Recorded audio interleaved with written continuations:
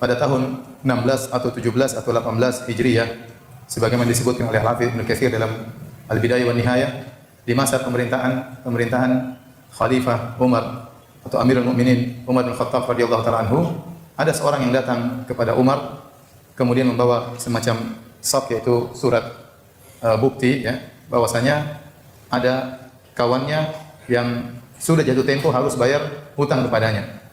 Dan jatuh tempo tersebut pada bulan Sya'ban. Maka dia pun bawa tanda bukti tersebut kepada Umar. Namun hanya ditulis bulan Sya'ban, tidak ditulis tahunnya. Maka Umar bertanya, "Ayu Sya'ban hadza?" Ini bulan Sya'ban yang mana jatuh temponya? Apakah Sya'ban tahun yang lalu? Apakah Sya'ban tahun sekarang? Atau bulan Sya'ban tahun depan?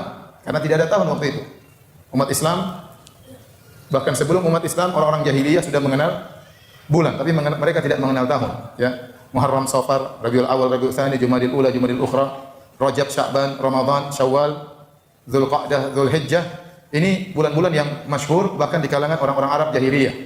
Tetapi mereka tidak pernah menyebutkan Sya'ban tahun sekian, Ramadan tahun sekian, sehingga terkadang mereka menentukan tahun dengan terjadinya peristiwa besar. Contoh, mereka mengatakan Rasulullah SAW lahir di tahun gajah, karena di tahun tersebut ada peristiwa besar di mana Allah mengirim burung-burung untuk menghancurkan tentara bergajah milik Abraha. Sehingga dikatakan si fulan wafat 2 tahun sebelum tahun gajah. Si fulan wafat 2 tahun setelah tahun gajah. Dijadikan tahun gajah tersebut sebagai tahun penanggalan. Namun tidak ada nomornya. Ini tahun nomor berapa? Tahun angka keberapa? Maka tatkala ada kasus ini di hadapan Umar bin Khattab radhiyallahu anhu, sudah jatuh tempo, namun bulan Sya'ban, Sya'ban yang mana? Maka akhirnya Umar mengumpulkan para sahabat untuk mendiskusikan hal ini. Harus ada tanggalan tahun buat kaum muslimin. Maka sebagian mereka memberi ide agar kaum muslimin mengikuti tahunnya orang-orang Persia, maka Umar menolak. Sebagian mereka memberi ide agar Umar bin Khattab atau kaum muslimin mengikuti nomor tahunnya orang-orang Romawi, namun Umar menolak. Sebagian mereka menyatakan bagaimana kalau tahun pertama adalah tahun lahirnya Nabi sallallahu alaihi wasallam, namun Umar menolak.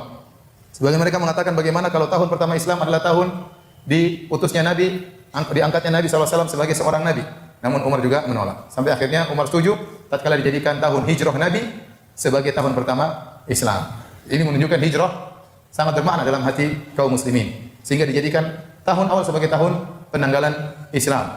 Karena hijrah adalah peristiwa yang besar, peristiwa cikal bakal berdirinya negara Islam di kota Madinah, sehingga akhirnya Islam bisa tersebar ke seluruh jazirah Arab, bahkan ke seluruh penjuru dunia, bahkan sampai ke tanah air kita, bahkan sampai di kota Lombok atau provinsi Lombok yang kita cintai. Oleh karenanya perlu kita mengenal tentang peristiwa hijrah tersebut agar kita lebih mengagungkan peristiwa tersebut, agar terkenang dalam hati kita bagaimana perjuangan para sahabat dan perjuangan Nabi SAW dalam menjalani peristiwa hijrah tersebut.